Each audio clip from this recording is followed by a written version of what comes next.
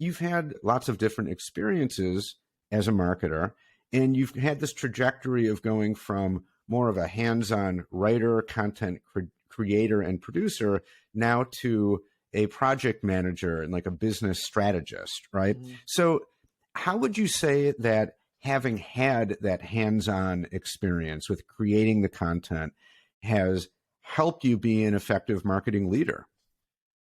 I'd say, well, having an in-depth knowledge of the amount of work and planning some of those sort of creative projects, and it helps a lot with the strategy of targeting and personas. One of the things you learn as a writer is how to write to your audience, or how to write in the first person or third person, or, how to write different characters. And that translates very well to marketing, especially for account-based marketing, which is what we do heavily at ActiveWorx. That's targeting specific personas within an account. So I think that writing aspect has really helped me understand how to strategize and how to create campaigns that hit those different personas. And, and I hesitate to get into the funnels and this and that, but, those concepts of meeting their pain points at a certain point in time. So it definitely has helped me, as, my writing background has helped me understand that. And that helps me with my strategy and planning, and helps me get an idea of realistic timelines. I think when some people don't know what some of these creative projects entail, they might be like, okay, hey, I need an ebook by tomorrow. And I'm not joking. I've had people say, okay, I need your year marketing plan. Can you present it to me tomorrow afternoon? No, I know the planning takes time, but also the execution takes time. So I think that's helped me also in I guess pacing my marketing plans as well, knowing the amount of work and consideration it takes to build those things out. Yeah. You've talked about writing a bunch, and I'm a fellow writer. I came up that way too. So I have a real appreciation for the written word. But these days, of course, we're so much more in a visual world, right?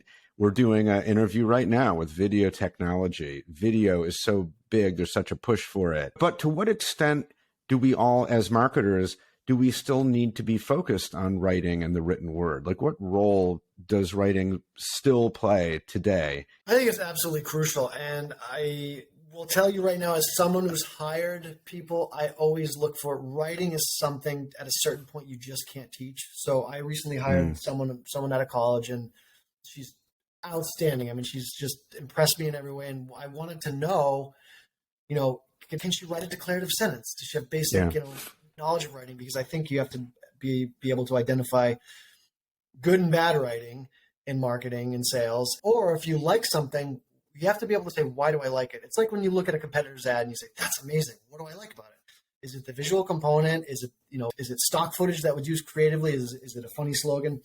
I think for certain roles as marketer, when I'm building a team, I'm not going to expect a graphic designer to be a writer, but for a sort of general marketing specialist, they have to have it, because I can't teach you that.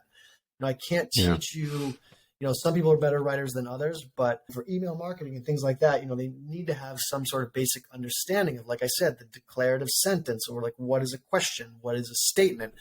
And you don't have to get that deep into grammar, but it's absolutely crucial. And I've worked with senior marketers in large companies who, they could have been VP of marketing in a product line, and their writing was terrible. And they'd always say, can you clean this up? And I'd be like, yeah, it's doable. But I think it really helps when you understand, when you can write at least, coherently. And surprisingly, that's been lost in corporate America. And I can't speak for, say the UK, for example, but even people, and I've interviewed people from top schools who just couldn't write. And I remember hearing my father, who was an attorney back in the day, and he would interview young lawyers out of these Ivy League schools who couldn't write. And that was the first thing my dad said, no, I don't care. Like, you could be from, night school or whatever. If you can write, that's crucial as a lawyer. And I don't know how much this was a conversation I had with him 20 years ago. And so, yeah, it's crucial. You don't have to be a great writer, but for certain positions, you need to be able to identify good and bad writing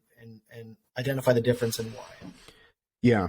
Yeah. And, you mentioned that you can't teach people how to write. And I think, just to clarify that maybe a little bit, I think it is possible to learn how to write. Right. I used to teach writing at the college level. So, you can take someone who's a not great writer and give them the fundamentals to at least improve, become like a decent writer. But I think I hear you in your role, you're not teaching writing as a VP of marketing. You just don't have time for that. Right. And so you really need, and I hear you. I mean, I have hired people before as writers, people who market themselves as writers who aren't good writers. Yeah. At least in my opinion, they're just not able to. And I think it goes beyond to just being able to write a declarative sentence. It's being able to write clearly, for one thing, which is a lot harder than it sounds. Yes. And also just to be able to, on the fly, manipulate language deftly, assume different voices and tones depending on the audience, like you said. And that's a highly developed skill to be able to do that and do it efficiently and do it quickly and get it right, the first time instead of having to go through 82 drafts. Right. I find it's hard to find these people. It is. And like I said, the reason why I think of it that way is, to your point, yes, we can help someone improve their writing, but coming on the marketing team, you're going to learn new already going to have so much to learn as it is that I don't want to have to worry about, like the basic fundamentals. And so, because when you come on, you have to learn, for example, okay, how do we use HubSpot? How do we use Salesforce? How do we use, you're going to be drinking from a fire hose, as they say. And if you've got that good communications writing, foundation, it really helps a lot. It really, one of the examples, just from an academic standpoint, I was never necessarily the smartest person in the room, but I was a voracious reader, and I grew up. And so when I got to college, I went to a state school. Went to University of New Hampshire. I loved it, but I read so much because my parents really pushed me to read, and I was just so far beyond a lot of the people for my reading and writing, not because I was smarter than them. I had just identified, with a very strong push from my parents, the value of written communication and verbal communication and looking up these words. We had this big Funkin' Wagnall in our living room. My parents made the joke, look it up in the Funkin' Wagnall. So we used to I used to challenge each other with words. I try to stump my parents with words. And it was a fun game that carried on through my career and even into grad school, who I was up against much more academic, scholarly, erudite type people, but I was still, I could grind it. I could write. And my professor, he eviscerated me when I first got there. My first chapters of my thesis were just read. You couldn't even read it. By the end of my thesis, I'd get the corrections back by chapter 4 or 5, and there was much less.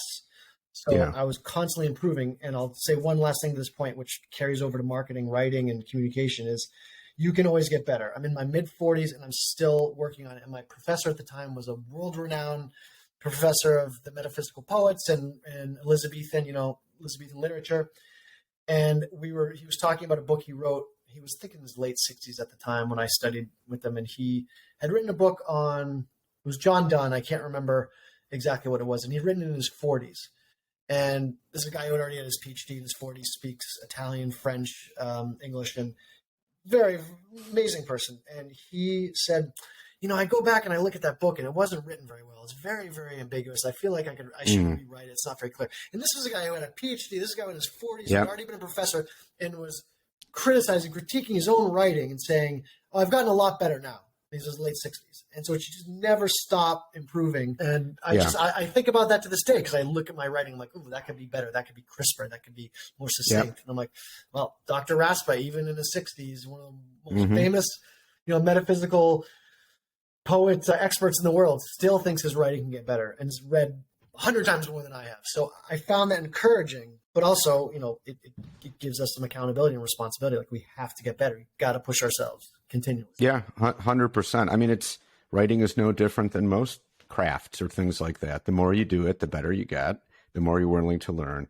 And also there's a piece of writing is never really done. You could always do another draft with a little bit of time and distance from it, tighten it up just a little bit, make it a little simpler, a little more clear. That happens with email marketing. For example, I'm reviewing some email campaigns right now. I'm going through the built out emails.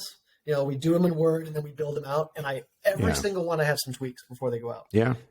And it never ends, but that revision process is fun, and because you see the email build out, you see what someone's going to get, someone's going to receive, and you're like, ooh, okay, I'm going to cut this down. And I always make them shorter and shorter and shorter. And I have a word count, ideal word count, but I even try to make them shorter in the final version. So yeah, but it's fulfilling. I got to say that it's satisfying because you get to see that again several times before it goes out to the reader, to the audience, and you're hoping that, of course, for a marketer, you're thinking of click rates, open rates, deliverability rates.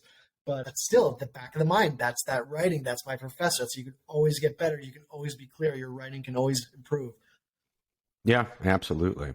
So do you think about marketing? I mean, I'm sure the answer to this is yes, but I should really ask not a yes or no question, but a how question. So how do you think about marketing differently today in your current position as like a strategist than you did when you were doing more of the hands-on writing?